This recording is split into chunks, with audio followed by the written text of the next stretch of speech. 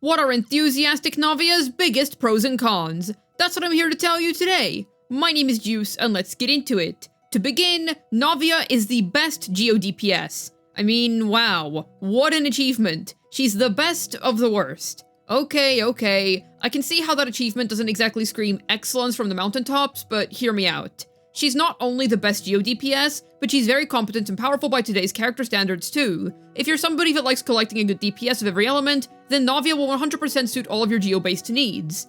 She manages to be an excellent DPS of the element, while not having to bear the usual restrictions that are placed upon damage dealers unfortunate enough to find themselves being Geo units. Instead of wanting to play a mono Geo, she enjoys a degree of elemental variety, as she wants crystallized shards to get as many crystal shrapnel stacks as possible. This isn't even mentioning her A4, which boosts her attack based on whether she has 2 other Pyro, Hydro, Electro, or Cryo teammates or not. Pairs that with the fact that DJ Cat Xilonen is all the rage these days in terms of supportive capabilities, and that she also doesn't want to be played in mono Geo teams in order to make full use out of her kit. This spunky Mafia leader takes the concept of being a Geo unit and spins it in a fresh, exciting way. She has a very interesting way of playing around with Geo, and is one of the few characters that actually gives a hoot about crystallized shards. So if that's something that you're interested in, perhaps consider giving Navia a spin. It should also be mentioned that, considering how most of Genshin's difficult content is highly single-target centric, it's fantastic how good a single-target Navia is. Boss encounters are her absolute Jaffa cakes and tea. She deals with them incredibly well. The boss target will have to take the full brunt of Navia's bullets, and she can absolutely melt down large HP bars during vulnerability phases, due to how quickly she's able to dish out her damage. She still ends up faring well in 2 to 3 target scenarios too. This is relevant because if you're not fighting one enemy at a time in multiple waves, which is also becoming increasingly common in the Abyss these days, then you're fighting 2 to 3 targets at once during a single wave. The less enemies there are, the better of a situation is for Navia. This is excellent when you consider that AOE mobbing content has kind of fallen to the wayside these days. The hardest chambers will always be the ones with a handful of difficult enemies, and Navia's kit is perfectly suited to dealing with these in a swift, effective manner. Her nuclear blasts will make dealing with essentially any large single-target foe a total non-issue, so if you're looking to build up your boss-slaying roster, then perhaps consider casting your gaze over to our lovely Spina leader. Speaking of her prowess in these particular 2 to 3 target scenarios, and how these multi-wave scenarios are becoming more and more common in the Abyss, we can attribute another gold star to Navia's board, because despite being a front-loaded character, she's able to partition out her nuke separately thanks to the 2 skill charges. You want to use your skill, do some geo-normal attacks in between for more crystallized shards, and then nuke again quickly, meaning that if your nuke takes down one enemy wave, you're losing far less damage as opposed to if she hypothetically had her nukes combined into one big blast. It makes her a lot more flexible in gameplay situations, and you're able to manage your DPS output far more effectively plus efficiently. Her entire kit is suited very well to the current Abyss climate, and unless Hoyoverse is trying to shill a heavily AOE-based character, I can't see this changing anytime soon. We should also mention the key pro of her being an excellent baker. Who doesn't love sweets, especially macarons?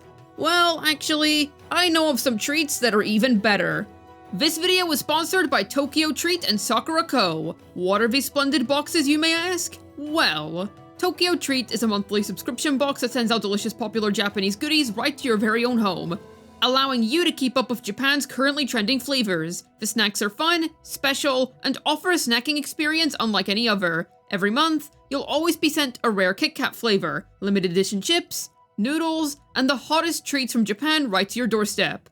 Sakura Co. offers you traditional, authentic experience, as its snack contents are filled to the brim with fantastic Japanese artisan snacks. Not only do you get some of the most delicious authentic treats that Osaka has to offer this month, but you support local Japanese artisans in the process. Your monthly boxes will consist of traditional and seasonal snacks like mochi, dorayaki, manju, and more. You'll even get homeware and exclusive Japanese tea with your Sakura Co. boxes. It's an authentic experience that can be delivered right to your doorstep. We'll review this month's Tokyo Treat box first. The theme was Snack Safari, a box that's all themed around animals.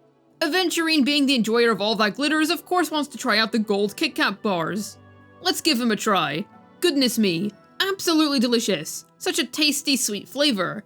Genuinely a delightful and different way to enjoy a Kit Kat. It feels light in your mouth, spurting a tasty milk chocolate upon all of your taste buds. It has a soft crunch to it, allowing for a solid bite, and is definitely a must-try out of this month's box. Aventurine thinks it's delicious too. Shovel Marin's here as well. She wants to try the little pink kitten and the orange tiger jellies. First up, we have these delicious chocolate balls. They offer a nice bite-down crunch, while quickly filling you up with the joys that delicious chocolate can bring. A really nifty snack that'll boost your mood right up. Shovel Marin's a fan too. As for the orange jellies, they're chewy, tangy, and have just the right amount of orange kick. They feature a splendid gelatinous flavor, and I have to say, this is one of the best experiences that I've ever had with a jelly-based snack. Also, I may have tried out the panda cake since I'm a really big cake person, and I was not disappointed. Creamy, spongy, and light. It greatly filled my cake-loving soul.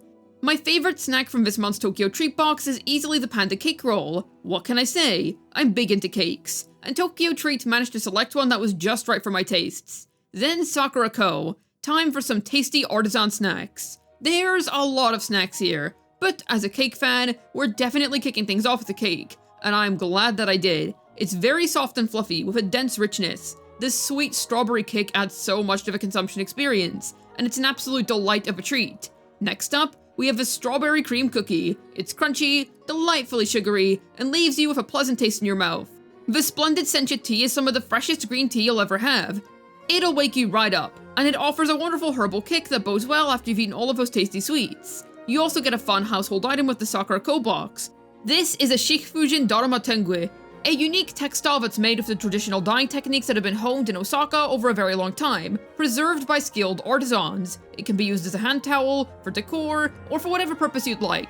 My favorite snack from the Sakura Co box is easily the strawberry cakes. I'm always happy for anything cake related, but there was such a softness to the strawberry cakes that didn't leave me feeling heavy afterwards. A very refreshing treat. The sencha tea was also something special, I have to say. I'm a big fan of tea, so it was a pleasurable drinking experience for sure.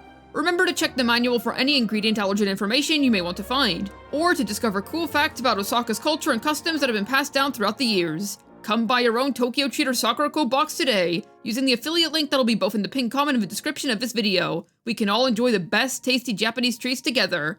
Alright, back to the video. We should discuss how fantastically accessible her team building is too. Due to how inherently versatile her kit and playstyle is, she's able to work in various strong teams that assist her playstyle in different ways. So no matter what combination of characters that you have on your account, you'll be able to piece together something competent. For instance, you have your traditional Navia hyper teams. You either stick Xilonen or 4-piece Cinder City Kachina as their secondary Geo partner, an attack buffer, and then ideally Lady Farina. An excellent hyper carry comp that'll get the job done for you just fine.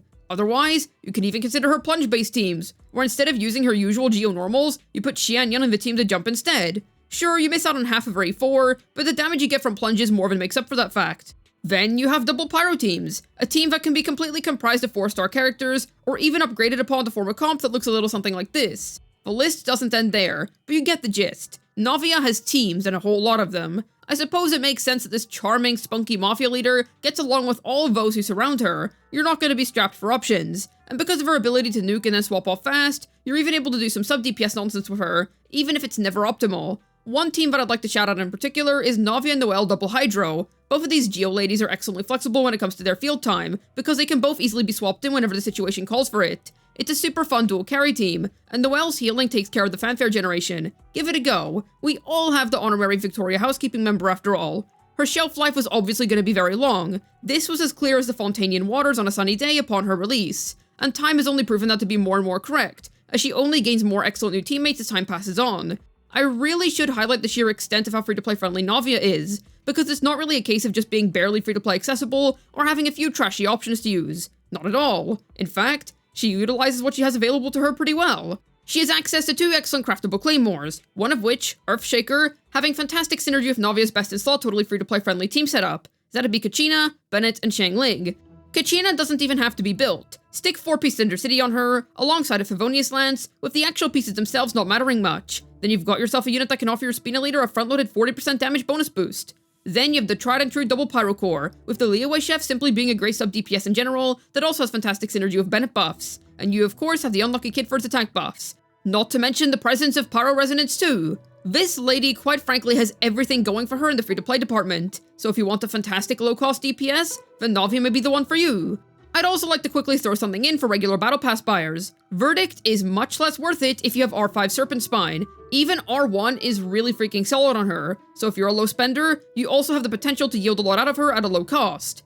As glorious as our dear Spina leader is, there are indeed some flaws to speak of in regards to her. Taking up Xilonen is pretty unfortunate, especially considering that she's one of the best supports in the entire game. A large chunk of the modern meta Natlan units really want her. However, if your second half can utilize Kazuha really well, then this isn't that big of a deal. Besides, you can always get away with Kachina instead, since Navia appreciates synergizing with her. However, considering how both the DJ Cat and Lady Farina are both very sought after units, I felt that this was worth mentioning. Though her viability with many different teammates should remedy this, it's more so Xilonen that I wanted to point out here, because she seriously pushes Navia to the next level performance-wise. Navia's AOE capabilities are also something that just aren't really worth writing home about. She's suited to the current Abyss climate, and that climate specifically.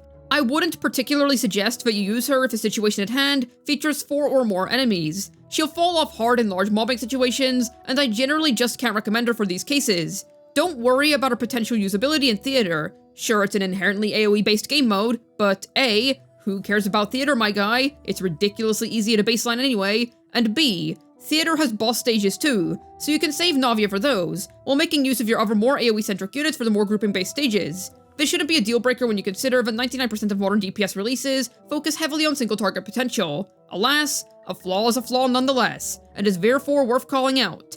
I should add that Navia has a whole lot of competition up against her these days. You see, sure, she's the best Geo DPS, and if you're a collector of elemental damage dealers, then this point isn't really going to apply to you. But if you're rather someone who cares more about the individual kits of characters, I would say that the average Natlan DPS has more to offer to you, as opposed to Navia. You need single target damage? Well, you can always consider going for Mualani then, or solve all of your meta-related problems by pressing the instant win button that is Moika. Kenichi is excellent too, but considering that you sort of want Emily in order for him to reach his full potential, I can see the timeline of a free-to-play wanting Navia instead. I'd say that Mualani, despite having her damage lowered in multi-wave, deals with 2 to 3 target scenarios better than Navia does. Then you have other single-target beasts such as Linny, who go absolutely crazy in vape comps while featuring decent enough multi-wave capabilities. So even within Fontaine, I'd rather go for Linny instead if it's single-target damage you're after, or even Arlecchino for her insane melt teams. Going for Navia in particular will be because she's a strong Geo character. Those are pretty few and far in between. So if that appeal alone interests you, then it makes sense as to why you'd find her kit interesting, especially because we seldom ever see brand new Geo damage dealers, let alone ones that are good. There's a lot of novelty to Navia, while still getting an excellent unit, but meta-wise, it's wiser to just invest into a Natlan DPS instead. And as for all you whales out there, listen, C6 Navia? Excellent. C1 to 5? Just don't bother. She's a fantastic unit at C0, but her constellations, while not bad, are very underwhelming for a Fontainian DPS relative to their cost. Compared to her Fontainian peers, or even modern Natlan units, her C2 R1 performance pales to a C2 R1 Mualani as an example. Her C6 feels great, I'll be the first to tell you that. Melts the Abyss into oblivion, but otherwise, I'd hold off on getting her constellations. Get Lady Farina copies instead. That'll benefit both your Navia, while upgrading your entire account on the whole. And verdict. If you're a spender, Serpent Spine is right there. Verdict really isn't all that crazy for a signature weapon. It's good and it looks cool, sure, but it's a rather redundant increase compared to most DPS signature weapons. So once again, Lady Farina copies are your best bet here, or even Moika constellations for double pyro teams. Navia has always been a really cool unit to me. The very concept of her kit itself was wildly appealing on launch, and I think that even now, it's still super neat. She remains as being the most interesting Geo DPS in my opinion, being one of the few who genuinely dislikes playing in mono Geo teams, and her playstyle is also really fun, while also having meta value that has aged excellently in the process. Great character that will 100% work well if you want her to. Not a necessity by any means, but you get a lot out of her in my opinion. She's not a bad main DPS choice at all. Plus, I just think she's really cool.